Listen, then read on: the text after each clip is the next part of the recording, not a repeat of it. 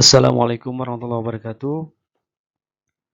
Siswa-siswiku semuanya, pada hari ini kita akan belajar tentang kebijakan fiskal.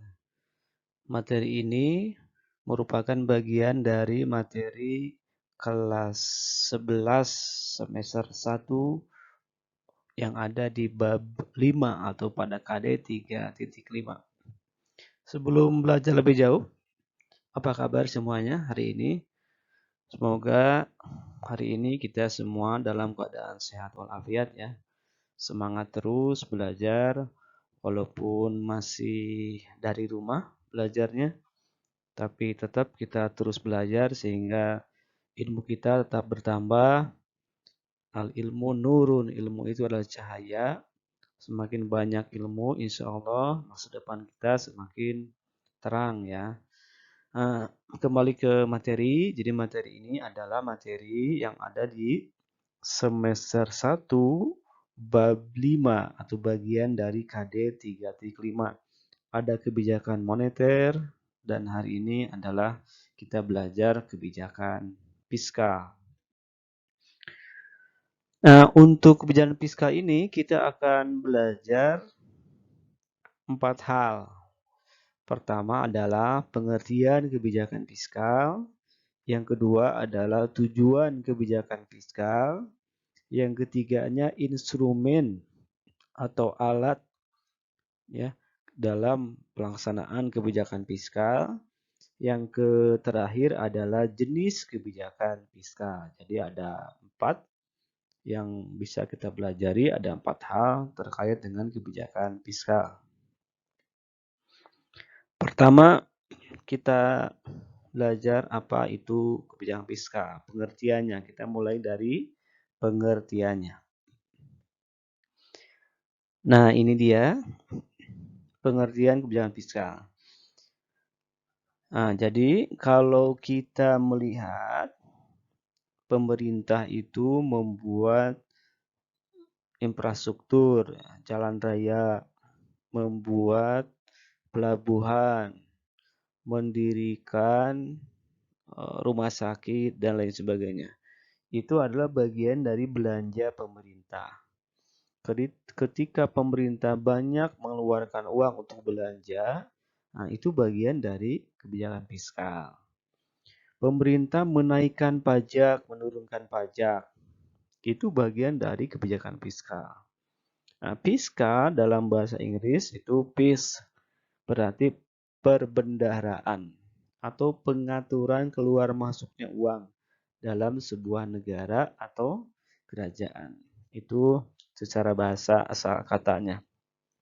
Nah, kebijakan fiskal sendiri adalah langkah-langkah pemerintah atau tindakan pemerintah untuk membuat perubahan-perubahan dalam sistem perpajakan dan dalam perbelanjaan dengan maksud untuk mengatasi masalah-masalah ekonomi yang sedang dihadapi. Itu pengertian yang pertama. Nah, berikutnya ada 2 pengertian lagi yang bisa membantu kita memahami apa itu kebijakan fiskal.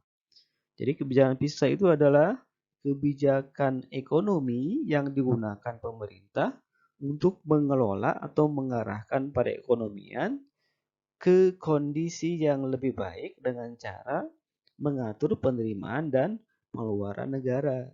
Penerimaan negara diantaranya yang terbesarnya adalah pajak. Jadi mengatur pajak itu adalah bagian dari kebijakan fiskal. Pengeluaran negara itu ada belanja negara, ya, ada transfer payment nanti. Itu bagian dari kebijakan fiskal. Mengatur penerimaan, mengatur pengeluaran negara dengan tujuan tertentu itu merupakan kebijakan fiskal. Terakhir, kebijakan fiskal itu adalah kebijakan pemerintah untuk mengendalikan inflasi dengan cara mengatur penerimaan dan pengeluaran negara. Dalam pengertian ini ya ada kata mengatur atau mengendalikan inflasi. Nah, salah satu tujuan dari kebijakan fiskal itu adalah mengendalikan inflasi. Ini terkait dengan bab sebelumnya ya. Jadi ketika terjadi inflasi, maka dikendalikan dengan satu kebijakan moneter, yang kedua kebijakan fiskal. Kalau kebijakan moneter itu kebijakan Bank Sentral atau Bank Indonesia untuk mengendalikan inflasi dengan cara mengatur jumlah uang yang beredar. Nah, kalau fiskal ini kebijakan pemerintah. Kalau moneter tadi kebijakan Bank Sentral, kalau ini kebijakan pemerintah untuk mengendalikan inflasi dengan cara mengatur penerimaan dan pengeluaran negara. Kalau moneter dengan cara mengatur jumlah uang beredar. Kalau fiskal dengan cara mengatur penerimaan dan pengeluaran atau belanja negara. Itu pertama kebijakan fiskal. Nah, berikutnya kita kaji tentang tujuannya. Tujuan kebijakan fiskal. Apa tujuan kebijakan fiskal itu? Yang pertama, tujuan dari kebijakan fiskal itu adalah mengendalikan inflasi. Mengendalikan inflasi. Ketika pemerintah itu menaikkan pajak, maka akan berimplikasi terhadap inflasi. Ketika pemerintah itu menurunkan pajak, itu juga sama akan berimplikasi kepada inflasi. Bagaimana implikasinya, bagaimana dampaknya nanti di slide berikutnya akan saya jelaskan. Nah, yang jelas poin pertama, tujuan kebijakan fiskal itu adalah mengendalikan inflasi ya, mengendalikan inflasi. Inflasi itu apa? Di bab sebelumnya kita sudah belajar ya, ciri utama inflasi itu apa? Naiknya harga berlaku umum dan terus-menerus. Bagaimana agar tidak naik terus harga dan tidak terus-menerus itu kenaikannya, maka dikendalikan. Inflasi itu bisa baik, bisa buruk, makanya kalimatnya tidak menghilangkan inflasi, tapi mengendalikan inflasi. Yang kedua, meningkatkan stabilitas ekonomi. Ekonomi akan stabil kalau arus barang, arus uang itu stabil. Arus uang dan arus barang itu bisa dikendalikan dengan kebijakan fiskal, diatur. Kapan menaikkan pajak, kapan menurunkan pajak, kapan belanja negara ditingkatkan, kapan belanja negara ditekan atau ditahan atau dikurangi. Itu proses pengaturan arus uang dan arus barang itu akan menentukan stabilitas ekonomi atau keseimbangan ekonomi. Berikutnya adalah meningkatkan laju investasi.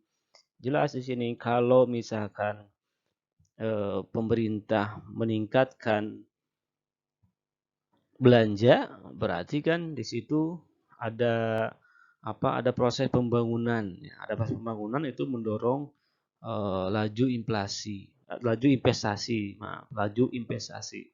Atau misalkan pemerintah memberikan insentif pajak, nah itu mendorong pengusaha untuk meningkatkan investasi karena pajak itu bagian dari cost, bagian dari biaya yang harus dikeluarkan oleh investor, sehingga naik turunnya pajak berpengaruh terhadap laju investasi kan.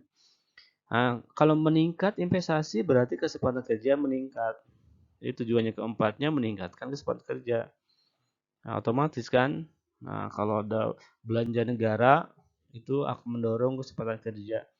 Contohnya misalkan negara membangun infrastruktur, membangun jembatan, membangun rumah sakit, membangun pelabuhan, di situ pasti ada kesempatan kerja. Yang terakhir, meningkatkan dan mendistribusikan pendapatan nasional. Jadi pendapatan terbesar negara itu dari pajak, 85% lebih dari pajak. Uang yang diterima oleh negara dari pajak itu oleh negara didistribusikan. Ya, didistribusikan. Nanti ada di bab APBN kita akan mengkaji fungsi APBN. Di antaranya adalah fungsi alokasi dan fungsi distribusi. Uang yang diterima oleh negara itu diredistribusikan kembali, dibagikan kembali kepada masyarakat berupa pembangunan, ya, berupa pembangunan. Nah, ini poin-poin yang bisa membantu kita terkait dengan tujuan kebijakan fiskal. Nah, yang ketiga, instrumen. Instrumen itu adalah alatnya. Bagaimana agar kebijakan fiskal itu bisa mencapai tujuannya, maka harus ada alatnya. Alatnya atau ada instrumennya. Nah, ini dia instrumennya. Jadi instrumen kebijakan fiskal itu secara umum ada 3 instrumennya atau alatnya. Pertama adalah perpajakan, yang kedua adalah belanja negara atau government expenditure. Perpajakan itu tax ya, pajak tax. Belanja pemerintah itu adalah government expenditure. Yang ketiganya adalah transfer payment. Jadi ada 3 instrumen kebijakan fiskal. Kita bahas satu-satu. Pertama adalah perpajakan. Pertanyaan pertama terkait dengan perpajakan adalah apa itu pajak? Ya, apa itu pajak? Nah, nanti di semester 2 kita akan belajar lebih banyak tentang pajak. Sekarang mengenal secara umum bahwa pajak itu adalah kontribusi wajib. Kontribusi wajib kepada negara yang terutang oleh orang pribadi atau badan. Jadi yang membayar pajak itu orang pribadi, perorangan ya.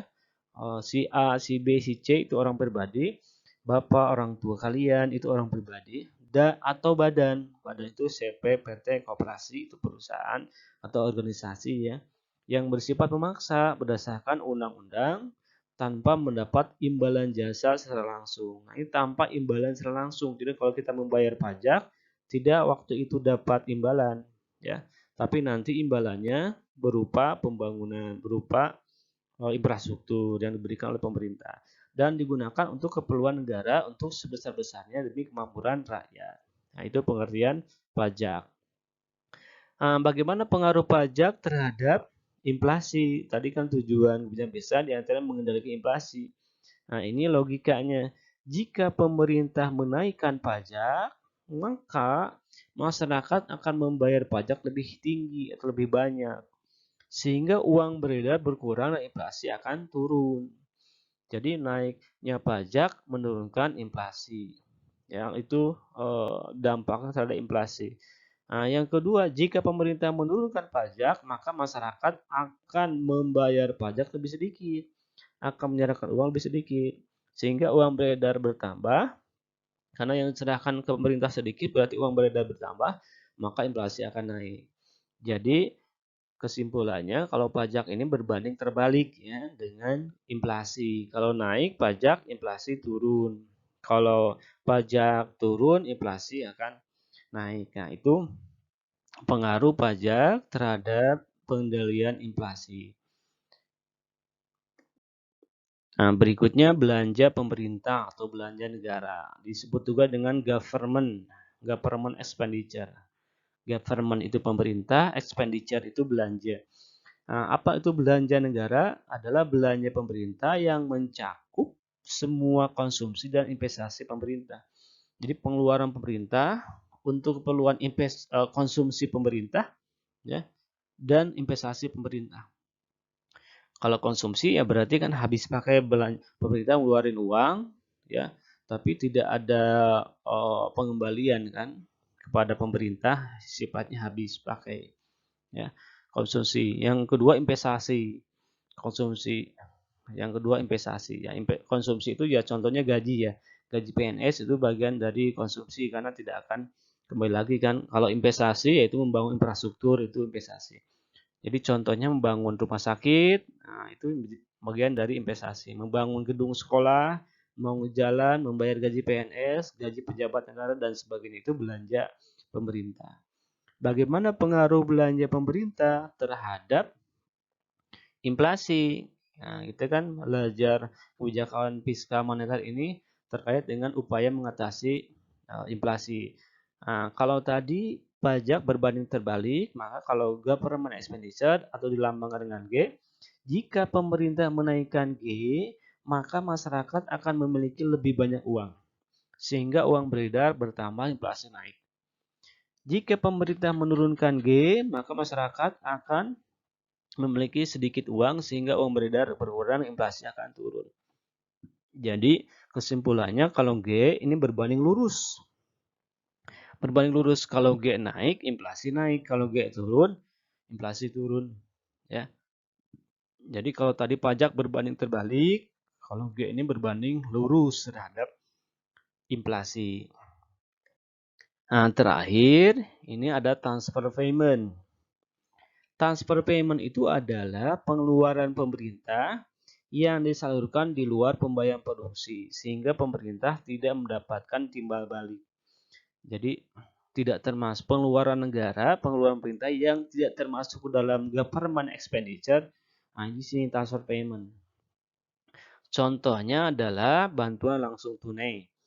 Dalam keadaan pandemi, pemerintah memberikan bantuan-bantuan, ya, bantuan-bantuan tunai. Nah, itu termasuk transfer payment. Tunjangan pensiunan. Para pensiunan itu ada tunjangan termasuk veteran. Veteran itu diberikan tunjangan-tunjangan, perjuangan kemerdekaan itu bagian dari transfer payment. Atau pemerintah memberikan beasiswa kepada siswa miskin, ada KIP sekarang programnya.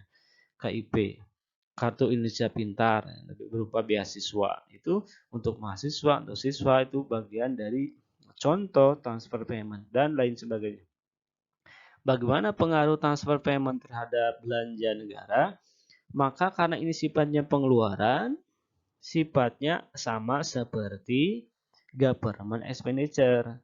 Jadi, jika pemerintah menaikkan TR atau transfer payment, maka masyarakat akan memiliki banyak uang sehingga uang beredar naik dan inflasi naik. Jika pemerintah menurunkan TR, maka masyarakat akan memiliki lebih sedikit uang sehingga uang beredar turun dan inflasi akan turun. Jadi kalau transfer payment itu sama dengan government expenditure, pengaruhnya terhadap inflasi yaitu berbanding lurus. Berbanding lurus itu maksudnya kalau TR naik maka inflasi naik. Kalau TR turun maka inflasi akan turun. Nah, materi terakhir pada video kali ini itu adalah jenis kebijakan fiskal. Jenis kebijakan fiskal.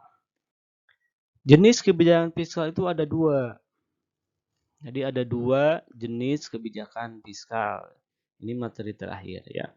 Yang pertama ada yang disebut dengan kebijakan fiskal ekspansif. Yang kedua ada kebijakan fiskal kontraktif. Nah, bagaimana dampak dari kedua kebijakan ini terhadap inflasi?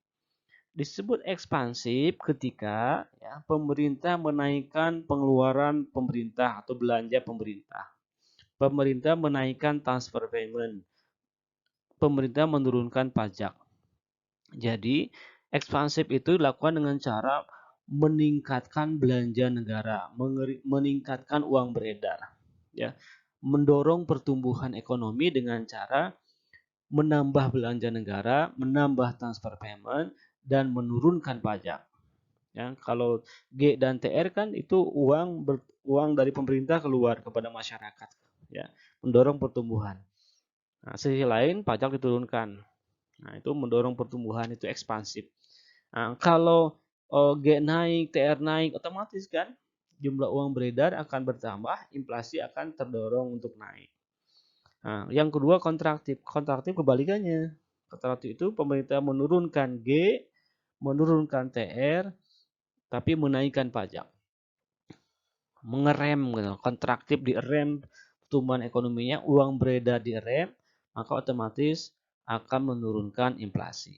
Ya, jadi ini kesimpulan dari pengaruh kebijakan atau dampak kebijakan fiskal terhadap inflasi ya yang menjadi poin utama dari hubungan antara bab 4 dan bab 5 ya. Bab 4 itu kan inflasi, bagaimana mengendalikan inflasi, di antaranya dilakukan dengan cara membuat kebijakan moneter, membuat dan melaksanakan kebijakan moneter oleh bank sentral. Yang kedua, membuat dan melaksanakan kebijakan fiskal oleh pemerintah.